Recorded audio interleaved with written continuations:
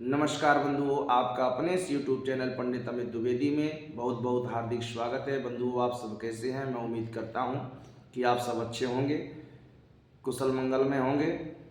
और आइए आज जानते हैं उत्पन्ना एकादशी के बारे में कि उत्पन्ना एकादशी का व्रत कब करें, कब पड़ रहा है उत्पन्ना एकादशी का व्रत।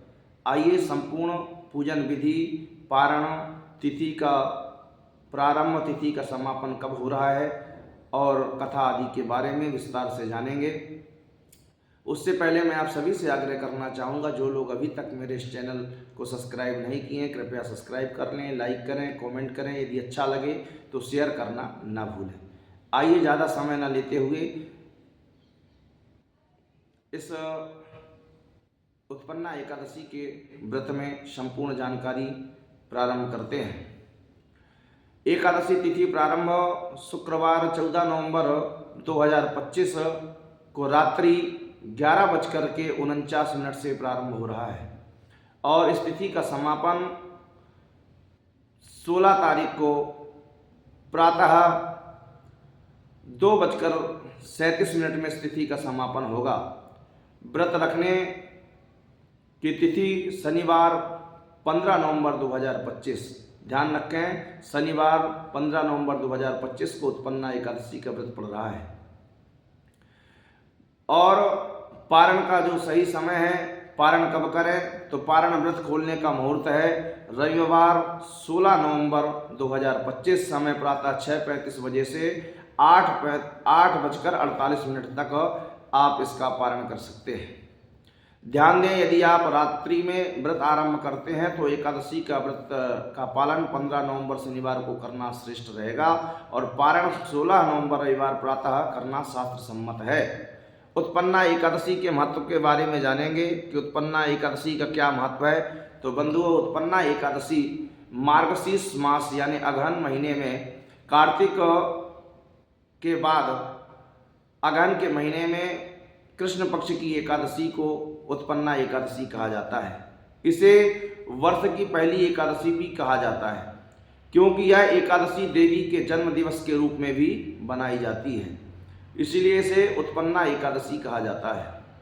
इस व्रत का उल्लेख भविष्य पुराण और पद्म पुराण में मिलता है। भगवान श्री कृष्ण ने स्वयं युधिष्ठिर को इसका महत्व बताते हुए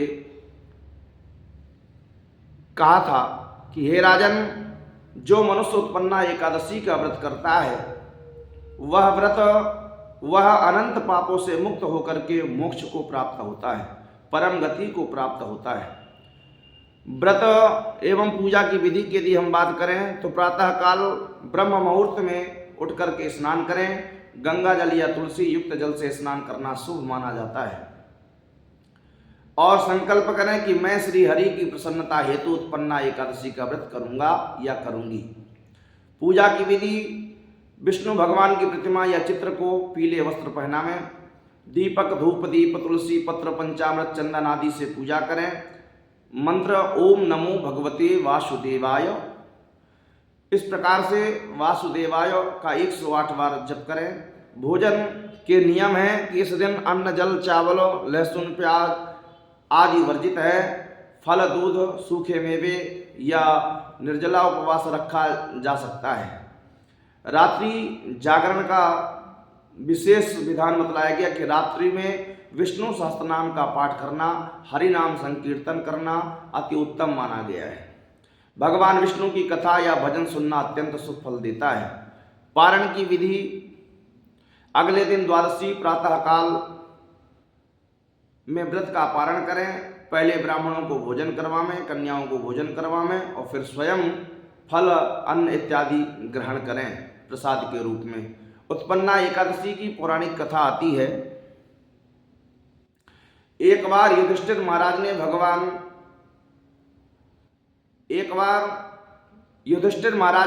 श्री कृष्ण से कहा, हे जनार्दन, कृपा करके मुझे उस एकादशी का नाम बतलाइए जो मार्गशीर्ष कृष्ण पक्ष में आती है, अगहन के महीने में आती है। उसका क्या महत्व है, क्या विधान है, किस प्रकार से करना चाहिए। तब भगवान श्री कृष्ण ने कहा, हे राजन, यह कथा अत्यंत पवित्र है, ध्यान पूर्वक सुनो। एक समय बंधुओं, एकादशी व्रत में कथा अवश्य श्रवण करनी चाहिए। यदि आप कथा श्रवण नहीं करते हैं तो व्रत अधूरा ही माना जाता है, इसलिए व्रत कथा अवश्य श्रवण करना चाहिए। तो कथा आती है कि मुर दैत्य का अत्याचार। सतयुग में मुर नामक एक राक्षस हुआ। वह अत्यंत बलशाली और निर्दयी था। उसने देवताओं को पराजित कर स्वर्गलोक पर अधिकार कर लिया और इंद्र, अग्नि, वरुण, यम आदि सभी देवता भयभीत हो गए उससे। भगवान विष्णु के पास पहुंचे और कहा, हे प्रभु, मुर नामक असुर ने हमें पराजित कर स्वर्ग से निकाल दिया है, हमारी रक्षा कीजिए आप।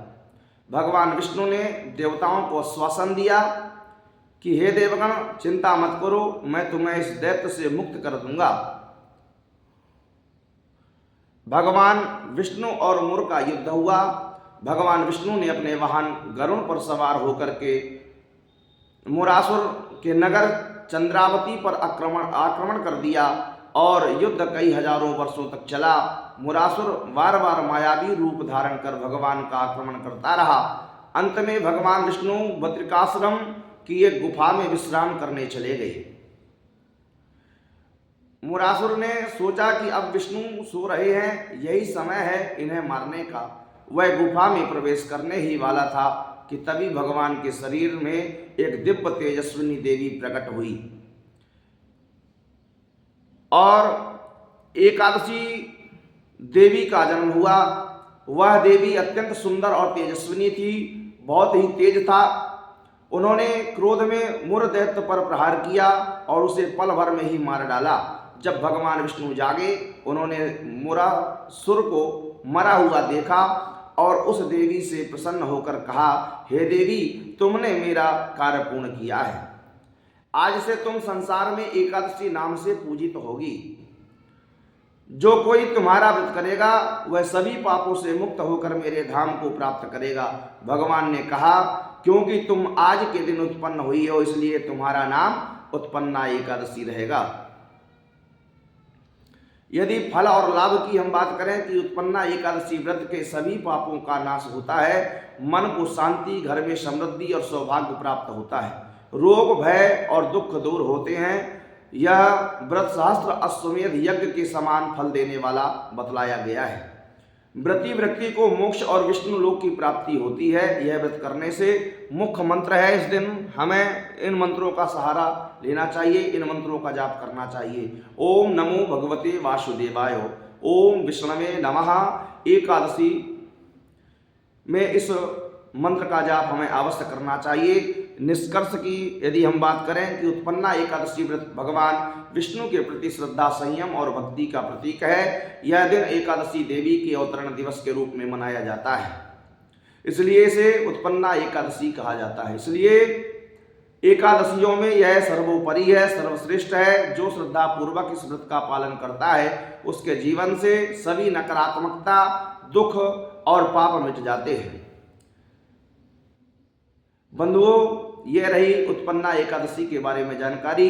यदि मेरी जानकारी आप सबको अच्छी लगी हो तो कृपया एक प्यारा सा कमेंट अवश्य करें, जय श्रीमन नारायण लिखें और मेरे चैनल को अधिक से अधिक सपोर्ट करें, सब्सक्राइब करें, लाइक करें, साथ ही साथ बेल आइकन को दबा लें ताकि समय समय से मेरे द्वारा दी गई जानकारी आप सबको प्राप्त होती रहे। आगे मैं और भी नई नई जानकारियाँ लेकर आपके बीच में आता रहूँगा। आप सभी तब तक के लिए अपना ख्याल रखें, स्वस्थ रहें, मस्त रहें, सदा आपका जीवन खुशहाल हो। ओम नमो नारायण, जय श्रीमन नारायण।